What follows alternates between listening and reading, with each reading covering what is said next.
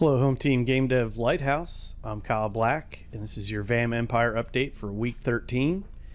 Another short one this week, which is 5 commits, but good progress being made, and 3 weeks to go to wrap things up and release. So just going to do a quick rundown of the changes for this week with a demo, and then go over what's left to accomplish for the final 3 weeks here. To get started, Fahad continues work on his bomb, and he's turned it into a projectile weapon. It's still a work in progress. And I've added a new checkpoint expedition mission type, which will allow us to put some of the missions to tie the story together easier, where the player simply just has to visit a point in the map to trigger completion or partial completion of the mission, depending on how many points need to be visited.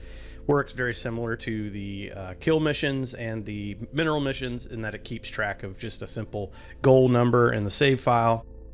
And one additional thing that I did add while working on this was conditional scene nodes that spawn only if the player has a mission in accepted status. The mission, or sort of the scene node, checks the player's missions before instantiating the scene, and that will allow us to have lots of nodes out in the world without them necessarily spawning unless the player has the mission that goes along with that.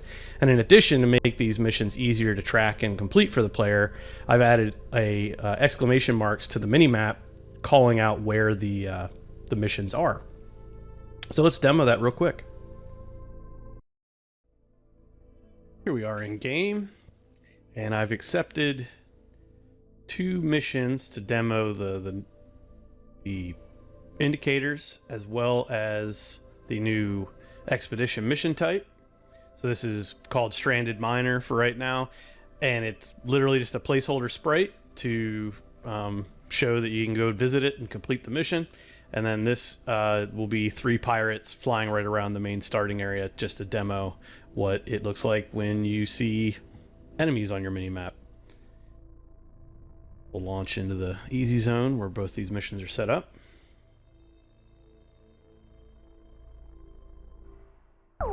And right off, there's a pirate here attacking me, and you can see it's got an indicator.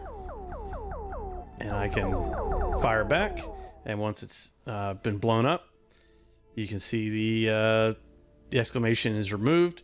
Currently, the exclamation matches the rotation of the ship on the map, which is something we could change or fix or leave it as is. I'm okay with it either way. It was a quick and easy way to drop it in. It's just the nature of the mini-map sort of always matching literally the location and the rotation of the sprites in game when it's representing them here. As you can see, the asteroid spinning and everything else. So that's why that's working like that.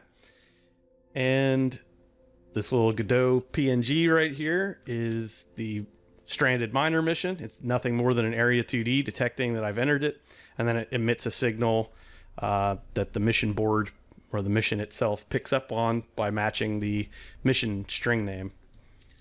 I'll go blow one more of these up just to show how that works.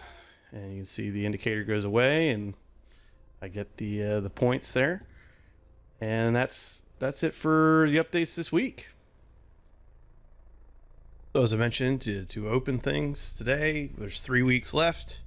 I've dropped a lot of cards off here into the save for a sequel column. Even more yet may make their way there. I've left a lot of the warm-up tasks as is in case someone very new to the project comes along. I want to make sure I leave these types of things here for even if it doesn't end up having a prominent role in the end game. I just want to make sure people have things and ideas to be able to get involved here at the end if they would like to.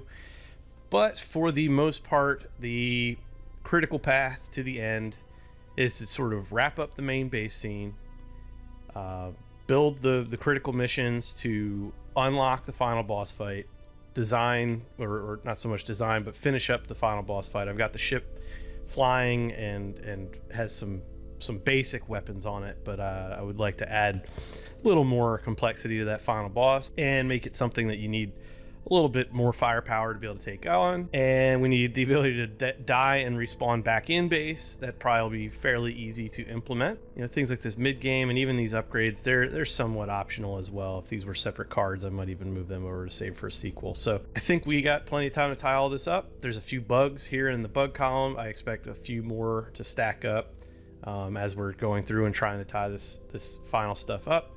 The merchant, I think this is still in progress here to be able to buy the upgrade ships.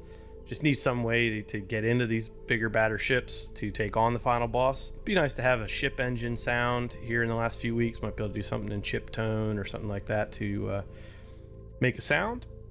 But where it gets to is where it gets to. Not worrying about it in any major way. It's been a great project and just a little bit left to go here to hit the end. So let's make these last 3 weeks strong, and I'll talk to you all in the Discord.